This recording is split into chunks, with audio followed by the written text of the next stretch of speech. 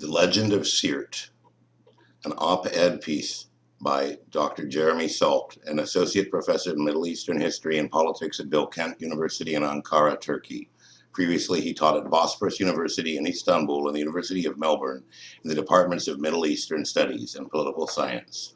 October 18th, 2011. A legend is being created that is going to haunt the people who have been propelled into power in Tripoli.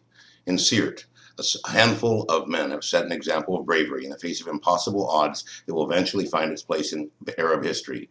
Weeks of missile and bomb attacks have reduced the center of the city to ruin and killed an unknown number of civilians. The photos coming out of the city show Beirut-style devastation. The fighters defending the city would seem to be doomed. They have their backs to the sea and are surrounded on three sides. We don't know who they are or how many of them there are. Some might be the remnants of the Libyan army, and others civilians who have taken up arms to defend their city. We don't know why they are fighting. We are told that they are just fighting for their lives. We are told that they are mercenaries. But mercenaries put down their arms when the money runs out. We are told that they are, quote, Gaddafi loyalists, unquote, that discredits them immediately. No one really knows what they are fighting for. But perhaps they are fighting for their country, a possibility for at least some of them. Why was this war launched? The Gaddafi who has now been dislodged is the same old Gaddafi who arrived in Rome a couple of years ago with photos of Umar al-Mukhtar pinned to his tunic as he stepped off the plane. He is the same Gaddafi who was embraced in Paris by Sarkozy and, according to Saif al-Islam, gave generously to Sarkozy's election campaign. He is the same Gaddafi who was embraced by the ever-smiling Tony Blair in Tripoli. He was the same Gaddafi with whom Shell was very happy to do business. Between those occasions and now, he didn't change. Years ago, it was the, quote, stray dogs, Libyan dissidents he wanted to hunt down. This year it was the, quote, greasy rats, unquote, he vowed to pursue street to street, zenga zenga, and house to house.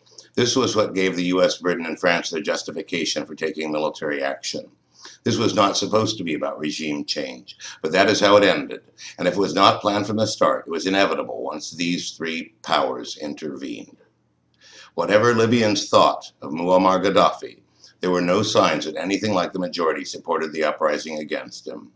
As Gaddafi himself asked on October 6th, the NTC, who gave them legitimacy? How did they obtain legitimacy? Did the Libyan people elect them? Did the Libyan people appoint them? And if only the power of NATO bombs and fleets grant legitimacy, then let all rulers in the third world beware, for the same fate awaits you. To those who recognize this council as legitimate, beware. There will be transitional councils created everywhere and imposed upon you, and one by one you shall fall. This was not a popular revolution or a war of liberation. This was not Egypt or Tunisia, where it was the people who overthrew the government. This was a war of conquest by Britain, France, and the US, coordinating their efforts with armed groups on the ground. These three powers turned an uprising into a civil war, and then ensured victory for one side through the massive use of aerial firepower. The soldiers on the ground, the Gaddafi loyalists, were as defenseless from the missiles being rained down on them as civilians in plain clothes. By themselves, the rebels would have been quickly scattered.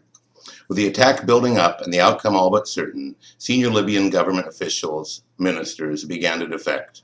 The common metaphor is rats jumping from a sinking ship. Moussa Koussa flew to London and told British intelligence everything he knew, which must have been quite a bit, because whatever crimes Gaddafi committed over the past 4 decades, Moussa Koussa was in them up to his neck. Mustafa Abdul Jalil was a minister for justice in the old regime.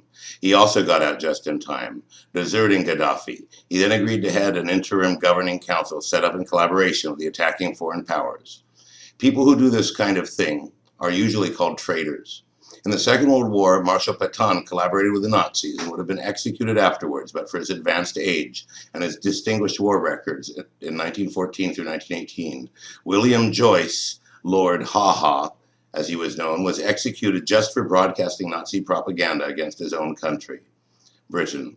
Vidkun Quisling acted as a regent for the Nazis in occupied Norway and was executed after the war for treason. The foreign powers with whom Mustafa Abdul Jalil has collaborated have attacked his country and killed thousands of his fellow countrymen, women and children. Unless the word has lost its meaning, that makes him a traitor too.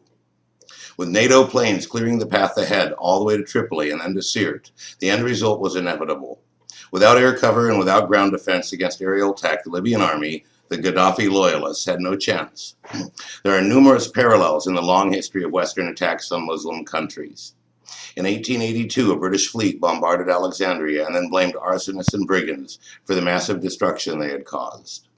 Troops were landed to restore the order, which had just been destroyed. Egyptians tried to defend their country, but against the firepower, training, and the organization of a modern European army, they had no chance. In 1898, about 60,000 followers of the Sudanese Khalifa, the successor to the Mahdi, stormed across a plain outside Omdurman towards the British battle lines.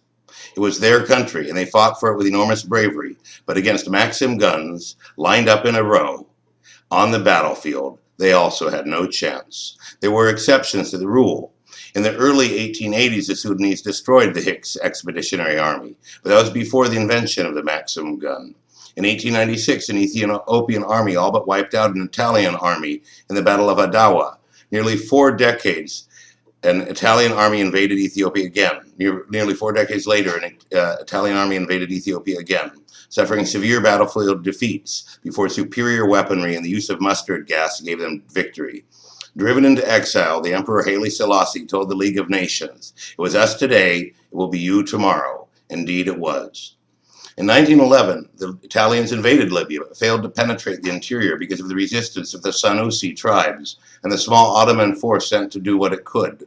Libya then being part of the Ottoman Empire. In the 1920s, Italy embarked on a full-scale program to tame the Libyans. Thousands were moved from Jabal al-Akhtar and Cyrenaica and penned up in concentration camps. The resistance was led by a Quran teacher, Umar al-Mukhtar, who was captured in 1931 and hanged in the Suluk concentration camp. Now, getting on for a century later, Libyans themselves have opened the door to another foreign attack on their country. Without the, quote, humanitarian intervention of the US, Britain, and France, Gaddafi would still be in Tripoli, but thousands of people, now dead, would be alive. The buildings and the infrastructure that has been destroyed would still be standing. Libya would still be the most advanced country in Africa, instead of a country that has been battered by war and will now need repairing in accordance with the prescription of disaster capitalism. As an investment, this war was not even a risky one. Libya is a large country with a relatively small population and almost no capacity to defend itself against outside attack by powerful states. It is rich in oil, foreign reserves, and gold bullion. Would the attack even have been considered if it were poor? Its financial situation was far healthier than that of the countries attacking it.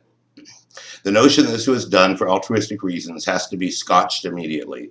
Whatever the humanitarian packaging, ulterior motives lie behind every war launched by the Western powers of Middle East and North Africa over the last 2 centuries. The war in Libya is no exception. At a time of extreme financial crisis, the attacking countries are not sinking billions of dollars into the war without expecting a generous strategic and commercial return on their investment. In all the weeks Sirte was being devastated from the air, where was the UN Security Council, which opened the door to the attack on Libya with its no-fly zone resolution, but has taken no responsibility for the consequences? Where was the EU? Where was the OIC? Where was the Arab League? Where was the outrage in the media? Where were all the governments upholding a responsibility to protect, which has turned into a license to kill? They were all mute. Not a word of concern or even of condemnation passed their lips. They only wanted to talk about Syria. The pictures of destruction are now coming out of Sirte give some indication of what Britain, France, and the US have done. How many civilians have been killed, we don't know, but the estimates being made for the country as a whole suggest a death toll running into the tens of thousands. Such is the cost of humanitarian intervention. Such is the price the Libyans have had to pay for their own liberation. They did not want this war. It was the governments of the US, Britain, and France who wanted this war for reasons of their own and used the rising in Benghazi as their leverage. A country which was stable is now in turmoil. The news agencies refer to the government in Tripoli, but there is no government in Tripoli. The National Transitional Council has still not got its act together. Uncertainty, turbulence, and possibly a spreading war of resistance lie ahead, as the implication of what has been done sink in. History is written by the victors, or so we are told. But if this Western triumph over yet another Middle Eastern madman cannot be consolidated, the day may yet come when Libyans will be building statues to commemorate the bravery of the small band of men who fought to the last for Sirte. My name is Alexander Hagen. Thank you, good night, and good luck.